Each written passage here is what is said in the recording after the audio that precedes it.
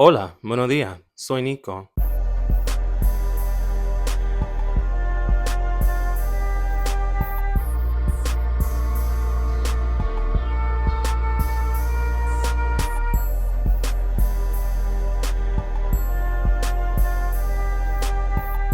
It's Miss Meat Lover.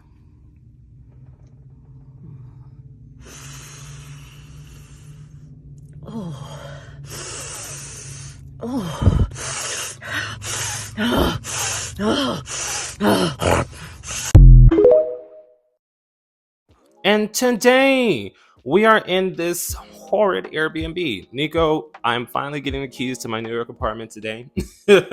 Me and my friends are going to finish moving in either tomorrow or tonight, but I had to pop out this video just because I did take off last Friday because I was actively moving and signing leases and stuff like that. But that's not why you're here. You're here for the tea about Mr. Byron Perkins and his boyfriend, Mr. Dunn. Nico, this discourse has been very active on the timeline for the last week, and Think Peace Twitter feels like they're the only ones that should be talking about it. And if you try to interject, you are either soft launching your white boyfriend, you are either defending him because you know him in real life, so you're tap dancing, or if you talk about it, but not the fact that he's white, you have no authority to speak on race. Because I am so educated and I read Malcolm X's book at 13. Girl, nobody cares. Nobody cares. And that's the thing. They were getting even more upset because people were saying, we don't care. Because what a lot of these quote unquote intellectuals don't seem to understand is that if you lead with calling everybody uneducated, stupid, and not trying to see a different perspective because you feel like you read a novel when you were young, nobody is going to listen to you. What you don't realize is that a lot of our social leaders were likable. Y'all are not likable. And I understand that when we have these more difficult conversations, it's not about likability. It's not about, oh, I need to make it, so that you want to align with me. It's about making it digestible. So when I come over here and I have more difficult conversations, I always make sure to make them accessible to the casual listener so that they know what's actively going on. And after you give them the information, you allow them to form an opinion. Your opinion is not fact. Your opinion is not law. People have the right to agree and or disagree with you depending on how they feel with the information that's accessible. But before we get started on that, if you like this kind of content, make sure to follow me on patreon.com/Nicosaesthetics for more exclusive lives, weekly videos, be a part of the podcast, which is debuting. An episode has been dropping every Friday morning. I think next week is the last one. Because that's the last one I pre-prepared before I started moving around, and my trip has not necessarily ended just because I found my home. So when I get back to Houston, I'll start re-uploading those and we'll continue the dialogues there. And thank you for the support. If you have been watching, if you haven't, you need to be. You need to be. This isn't a want. Support the channel. You need to be. But especially because YouTube has been demonetizing me because I have been talking about more heavier subjects. Like you guys always say, Nico, it's important that you bring these things up and that we have dialogues about this so we can tackle it as a community. If you want to support the channel and these dialogues, just check out Patreon, where you also get exclusive videos that the normal YouTube channel doesn't even get. So if that sounds interesting to you, check it out. But I'm done plugging. We can get back to the actual conversation. This started off as an attractive black man that I am interested in is not interested in me and has a white boyfriend. An attractive black man that I will probably never meet in my life is not interested in me, he has a white boyfriend. The dialogue originally started off demonizing Byron Perkins, who is a sophomore in college. Nico, when I entered college at 18, that boy is like 19 years old. 19 to 20, maybe 21 if we're lucky. So he is 21 years old. To my knowledge, he has not had his dating history publicized prior. The only reason this boyfriend is being put on blast is because he is the first openly gay football player on an HBCU team.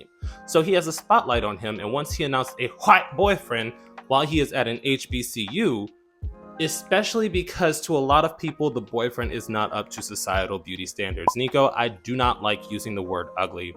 I really do not, because it's something that people cannot change about their physical appearance. So there's no reason to mock and or make fun of them. Is he attractive by societal standards or even white gay societal standards? I would say no, because he is not thin, he does not have a sculpted jawline, etc., etc. You know how it is. So at first, people just assumed he was aging badly, and they began to attack Byron for choosing a boyfriend like that, which is an interesting conversation because when we talk about dating dynamics in the LGBT community, the conversation of looks should be overlooked is always brought up. And one commenter actually said that, shouldn't we be liking people for the people they are rather than what their physical appearance presents? And someone brought up a valid standpoint of, well, this only applies to white gay men that y'all find interested. When it comes to black gay men, they usually have to be muscular, they have to be masculine, they have to be tall, they have to be lean. If you're not lean, you have to be beefy and muscular with the big arms. Yeah, so I'm not gonna sit up here and pretend like that isn't factual because I come on here every time I discuss dating politics and basically repeat that word for word. There's a double standard when you're choosing a non-black partner compared to when you're open to dating another black person. That is the situation for a lot of people. It would be intellectually obtuse of me. It would be dishonest of me to come on here and pretend like I haven't said that my damn self. So I'm not even gonna say that's something we shouldn't take into consideration. But what I will say is I didn't appreciate the fact that they were demonizing Byron, especially because I brought it up and said, I don't know why y'all are more focused that he is with a white man and not the fact that the white man is 13 to 20 years older than him. Nico, his age is documented because people went on his Facebook and got a happy birthday from his parents, basically confirming that he is 35. Byron is a sophomore in college, meaning that he is at least 19 to 21 year old. Like in between that gap, maybe he took some time off after high school. So this young man is with this far older gentleman. And somebody brought it up because the only reason it went to a conversation about his age is because people no longer cared about their dialogue of interracial dating, because at this point, most functioning adults realize there is nothing you can do to change someone's quote unquote preference, whether it's steeped in bigotry, whether it's steeped in ignorance. You can only have the conversation of what's going on, educate the people that want to know more, and you have to move accordingly. There is no reason that all of these grown ass men who are 25 to 30 plus are this upset that a college student was with a white man. Because I was more focused on the fact that he is probably being preyed upon for his lack of knowledge within the community and or dating, because the man is 13 to 20 years older and has historically dated black men, because they also brought up a picture of his ex-husband where he was wishing him off. And at that point, Mr. Dunn was at least 32. So rather than focusing on the age difference, they focused on the fact that he was a quote unquote unattractive white man and that they feel he deserves better. Because as you can see in these comments, until they started to realize nobody cares about their race loyalty within dating debate anymore, because it's brought up every time anyone with a white partner is seen. Nico is not even necessarily a celebrity, because they talk about, oh, the celebrities in the limelight, this keeps happening. They attack random people that have a white boyfriend. I have multiple mutuals on my timeline who have a white boyfriend who I've personally had like super happy or dumb fun time exchanges with. So I know they're interested in black people, get dragged because they posted a picture with their white partner. And my thing is, if there's so many people so focused on quote unquote race loyalty when it comes to dating, if you hate interracial relationships so much, why are y'all not dating each other? It's the same conversation that I bring up when people complain about, oh, people only want mass for mass. People only want mass for mass. Why aren't femmes dating other femmes? There is clearly an open demographic of single people that want to date. Why are y'all not open to dating each other? Because at this point, when it comes to Byron, that is a man that most of y'all were never going to meet in your lifetime. If this discourse did not happen, most of y'all don't watch sports, especially college sports. So you would have never known this man existed. So why is it so pressing that y'all are harassing a college student? If anybody, you should be focusing on the adult he's dating. Y'all are harassing a college student. But somebody on the timeline brought up a good point where basically they said, I'm lucky that when I was 18 and dating a 30-year-old, he was black, because there would have been discourse about it if he wasn't. Because if it wasn't about his race, y'all would not be talking about it. Because when I bring up conversations about Grayling Purnell, Nico, yes, some of the T blogs, some of the big old blogs, yes, they bring it up in like a casual kiki, ooh, drag him kind of way. I bring it up as a social awareness. I bring it up as these things are happening clearly to the youth in our community and nobody's necessarily doing anything about it. And none of y'all talk about it. None of y'all bring up that, none of y'all want to wake that tea up. Y'all wait until it's a white man. So I'm just sitting here like, at the end of the day, I understand you hate seeing people with interracial relationships if you want a black boyfriend, because I've been in a situation where I've been interested in black men and they like white men. Nothing I can do to change it. I'm one of those people at my age of 27. If you don't like black people, girl, there's nothing I can do to change that. I'm just gonna move around you. If you're not sexually attracted to black people, whether it's based in anti-blackness, self-hate, and/or bigotry, I am not going to chase after you and tell you why you have to give me an opportunity. It's just not in me. It's not the kind of person I am. If it came to having a conversation about educating people about how the societal standard of beauty in all communities is usually white or white adjacent, etc., meaning biracial, light-skinned, that is a conversation we should have. Demonizing a college student for dating somebody, it's above me. If anything, I want to have a conversation about the older gentleman he's dating. Because from what we've seen, the people that are in this man's life have come forward saying he's a good person. He actively tries hard at his work. He actively tries to help people. He is a part of a lot of black gay social circles. And that's why they're calling him a fetishist. Nico, he dates young black men. I'm not going to say he doesn't. He dates young black men. He is a part of the director board for black gay social events. All of his scene social groups of friends where he takes pictures are all black. So I cannot tell you this man's ulterior motives or what he does in the day-to-day. What I will say is he has efficiently steeped himself into black gay culture. That is just an observation. I'm not going to tell anybody they're wrong for going off of that basis alone, because at the end of the day, I know maybe 1 to 2 white people in my personal life that just love to be around black people. And it's not even a fetishist kind of way. I just love the culture. I love the people. A lot of white people are stuck up, or a lot of white people are ignorant. So a few of my friends do prefer to be around black people. I personally do not care to be the only black person in a room, if I'm being quite honest. So I definitely understand the skepticism of seeing someone so steeped in black culture, in black social groups, in black relationships, especially at his age. So at that point, you got to take it as you want.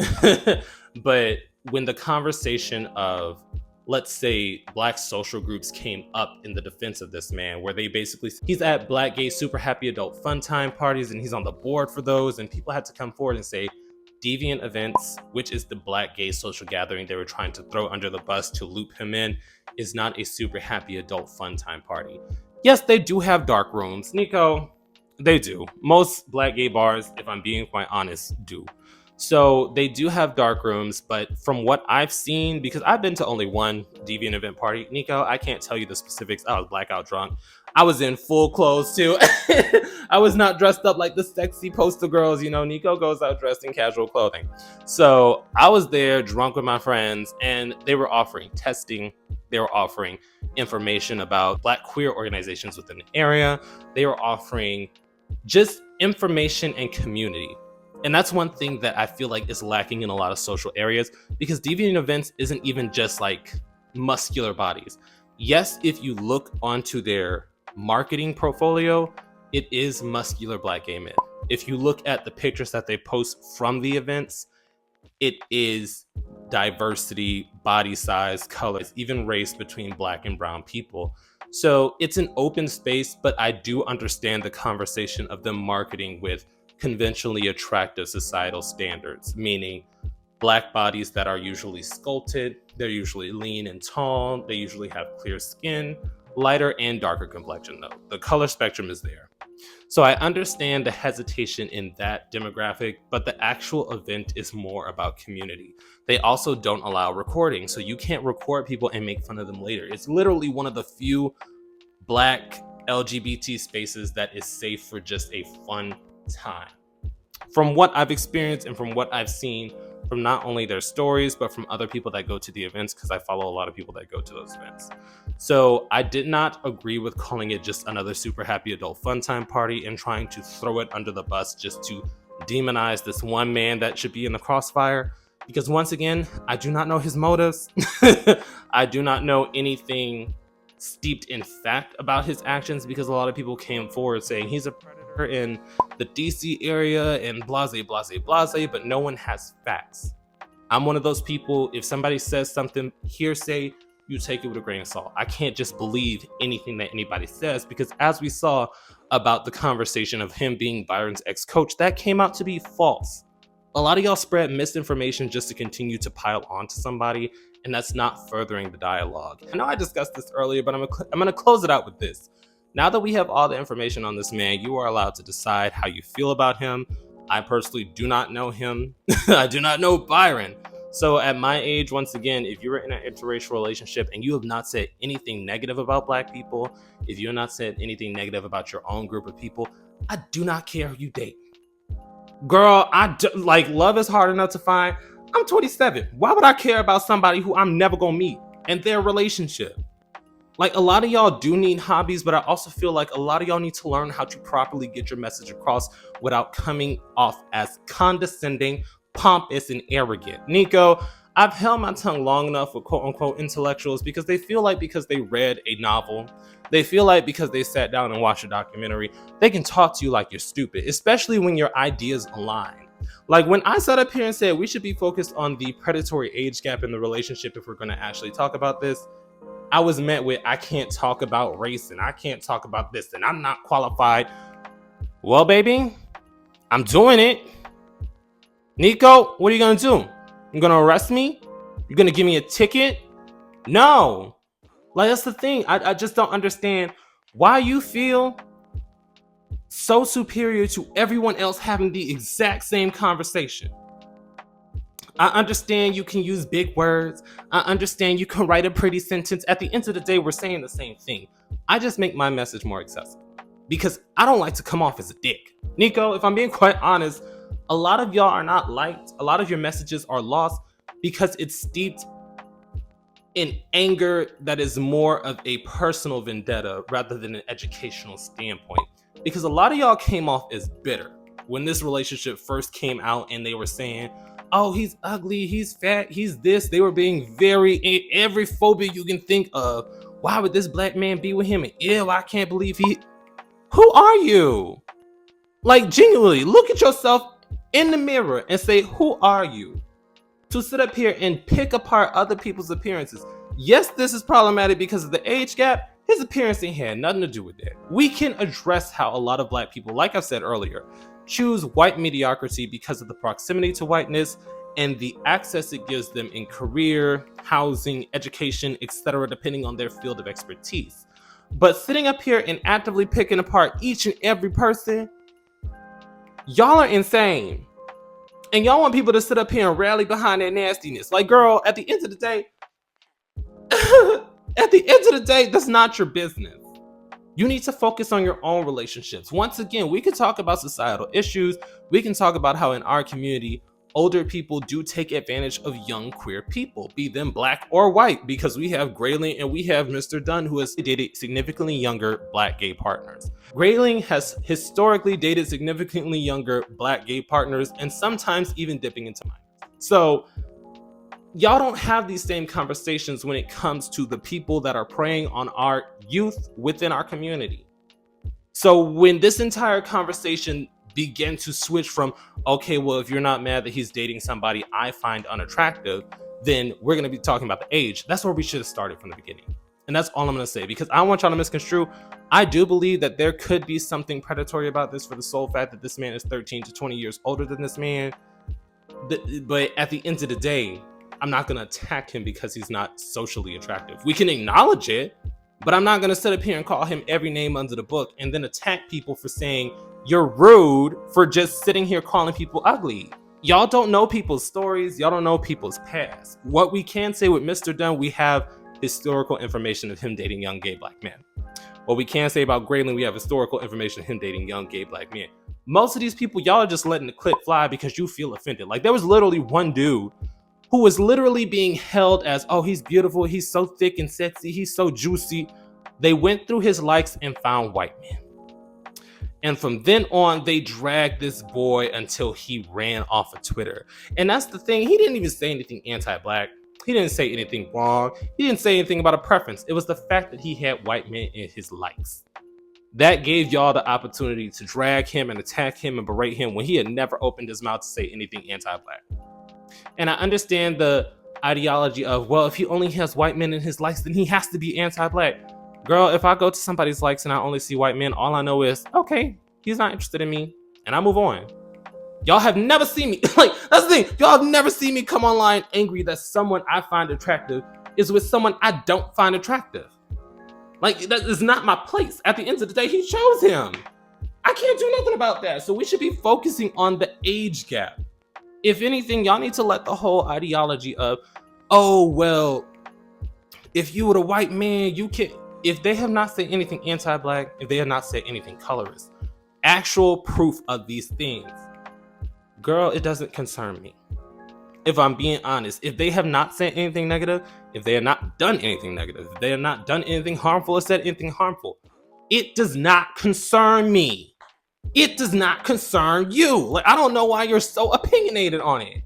Because when we have these conversations, even in my previous videos, I'll come on here and I'm like, we could address the historical, back-to-back of picking mediocrity, but at the end of the day, I'm not gonna harass nobody because it doesn't concern me. Like Steve Lacy, he said he views black people as his brother, so he would never date a black man. I didn't see me boohooing and crying. At most, I said, okay, moving on. Same for Tyler, the creator. He doesn't like black guys either.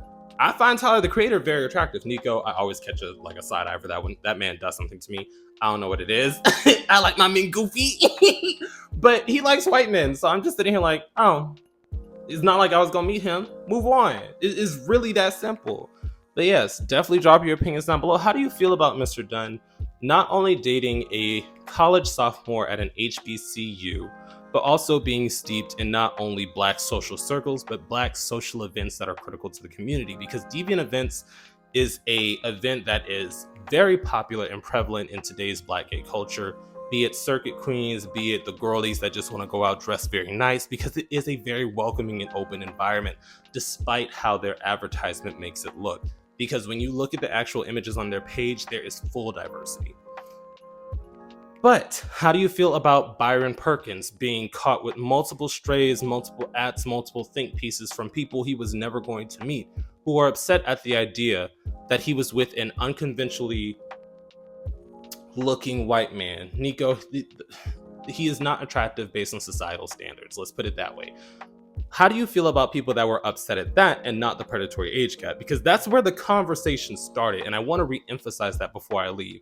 The conversation did not start out of a place of care and concern about the predatory age gap. It started because he was with a white man that people found unattractive, and they felt like he should be with someone more his level. And that's where it's stemming from, if we're being quite honest, because the conversation slowly changed once they realized nobody is supporting you, baby. But yes, definitely drop your opinions down below. And if I'm not qualified to speak on it, bitch, you shouldn't watch this video. Nico, I'm so tired of that shit. It's like, everybody has the freedom to form an opinion, especially if you stay up to date with the information at hand. Like I do. I come in here and I post receipts. I come in here and post videos. I don't come in here and talk out my ass. I don't pillow talk. Like, I come here with information. But because I didn't read the Malcolm X biography, I didn't read his ideologies, because I didn't go to a class for critical race theory, I can't form an opinion on interracial relationships, which we see every day. Like, most people who are black in America, despite their cultural heritage, you grow up knowing black history, especially if you're in school here. So it's like, we have a base level of understanding of the complexes at hand, and we can visually see what's happening around us if you use some critical thought. So if you think you are the only person that is able to have a conversation on any dialogue that you deem too important for the general populace, talk to yourselves. Have a conversation with yourself. Make a group chat. If you want a conversation to only include the people you want inside of it, if you want a conversation to only include the circle of the intellectuals and philosophers of today's day and age that only sit up on Twitter, make a group chat. It's that simple. But yes, definitely drop your opinions down below. Boop. And now for a brief yet sincere shout out to this week's Third Eye Tier subscribers, some of my OG subscribers, CKC and Ryan. Thank you for your continued support, especially for continuing to show up for Third Eye live streams. You are greatly appreciated. And unfortunately, this week's live stream will be canceled because not only will I be finishing my move, but I also will be catching a flight to LA for work purposes. Thank you for understanding, and thank you for the continued support.